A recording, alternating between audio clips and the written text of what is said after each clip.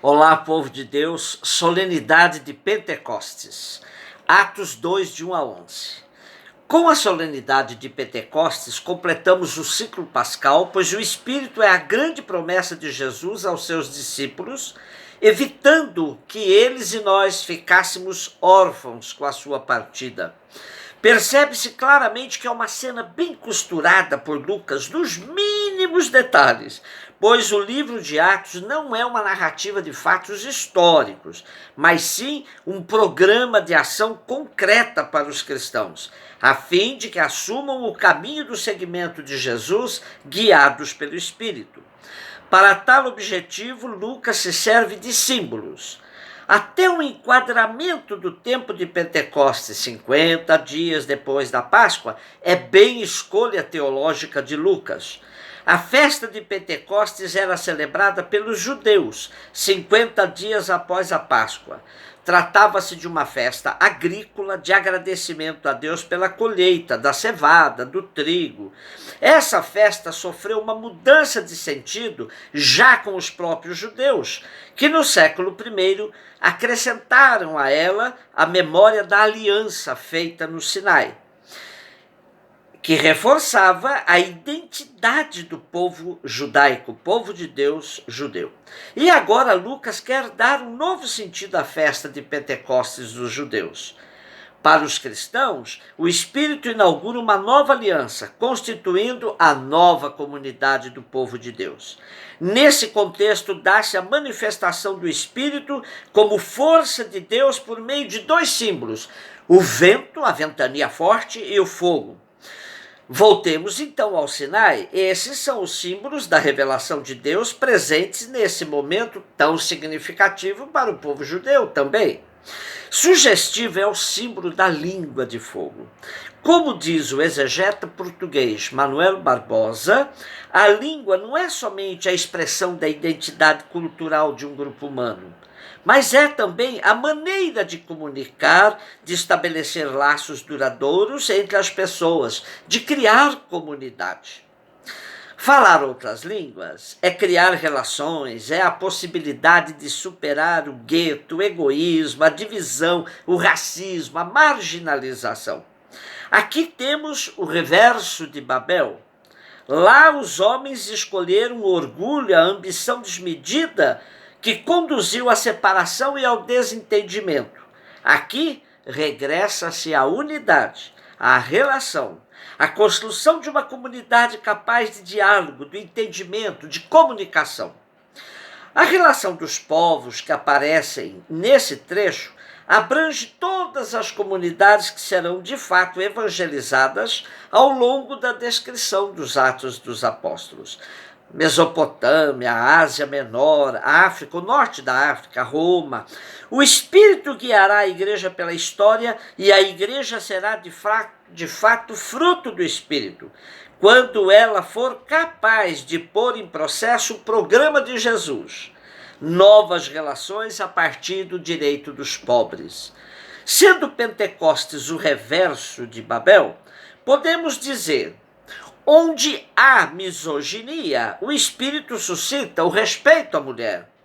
Onde há homofobia, o Espírito traz a compreensão das diferenças. Onde há racismo, o Espírito traz o congraçamento étnico. Onde há marginalização, o Espírito provoca a inclusão. Onde há aporofobia, o medo dos pobres, o Espírito faz nascer um reconhecimento da dignidade dos pobres. Onde há prisão, o Espírito vem como um vento, trazendo liberdade. 1 Coríntios 12, 3b, 7, de 12 a 13 depois. A comunidade de Corinto é muito dinâmica, repleta dos dons do Espírito, mas Paulo deixa-nos ver que dentro dela reinava um espírito ruim, de competições, de partidos, de disputas. Os carismas que o Espírito conferia aos membros da comunidade acabavam também por provocar vaidades e comportamentos inadequados para quem pretendia ser seguidor de Jesus Cristo. Uns se achavam mais que os outros, fazendo nascer na comunidade uma espécie de cristãos de primeira e de segunda. Daí que Paulo faz o discernimento. Quem tem o verdadeiro Espírito reconhece o senhorio de Jesus, pois é só no Espírito que alguém pode dizer Jesus é o Senhor. E quem tem esse discernimento sabe que seus dons e carismas são dados pelo Espírito não para um proveito próprio, mas para servir a comunidade. A cada um é dada a manifestação do Espírito em vista do bem comum. E Paulo se serve da metáfora do corpo para mostrar que os membros devem estar bem articulados, reconhecendo que todas as junções são obras e graça do Espírito. A igualdade fundamental do povo de Deus nasce do batismo. E por isso Paulo afirma: todos nós, judeus ou gregos, escravos ou livres, fomos batizados num único Espírito, para formarmos um único corpo, e todos nós bebemos de um único Espírito. A única hierarquia admitida na comunidade animada pelo Espírito é a hierarquia do serviço e do amor. Portanto, nada de cristãos de primeira ou de segunda. Somos irmãos a serviço do projeto de Jesus, a instauração do reino. João 20, 19 a 23. Temos hoje um outro relato da vinda do Espírito. Não se trata de Pentecostes, pois não aconteceu 50 dias depois da Páscoa, mas sim no primeiro dia da ressurreição. O contexto é sombrio, tarde, portas fechadas, medo. A comunidade ainda não está dando conta de entender tudo o que aconteceu. A partida de Jesus ainda é sentida de maneira muito forte. A comunidade precisa passar pela experiência do ressuscitado no meio dela para dar conta da missão que Jesus lhes havia incumbido, o anúncio do reino do Pai. Jesus se põe no meio deles trazendo Shalom, essa paz completa, diferente da paz que o mundo oferece. Eles precisavam vivenciar essa paz que Jesus lhes traz para que, com serenidade, elaborassem o discernimento dos sinais da presença de Jesus na história. Sinais que se tornam decisivos na missão quando Jesus lhes mostra as mãos e o lado.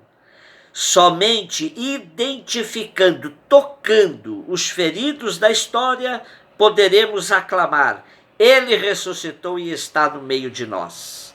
Podemos abrir as portas, vencer o medo e aí anunciar a boa nova para todos e em todos os lugares. Como o Pai me enviou, também eu os envio. Recebemos a missão da mesma forma que Jesus a recebeu do Pai. E para que o medo seja extirpado de uma vez do meio deles, Jesus diz novamente: a paz esteja convosco. E a exemplo da primeira criação, sopra sobre eles o Espírito Santo. São agora novas criaturas. E como novas criaturas poderão ser mediadores da oferta de salvação. Isto é, como testemunhas da vida nova em Cristo, estarão oferecendo a chance de salvação a todos. Os que recusarem se condenam por eles mesmos, e os que aceitarem serão salvos. Mas isso não de forma individual e sim comunitariamente, pois a comunidade animada pelo Espírito será ela a mediadora dessa oferta de salvação, ligando e desligando. Façamos então uma prece ao Espírito, lembrando-nos dos 7 dons tradicionais do Espírito.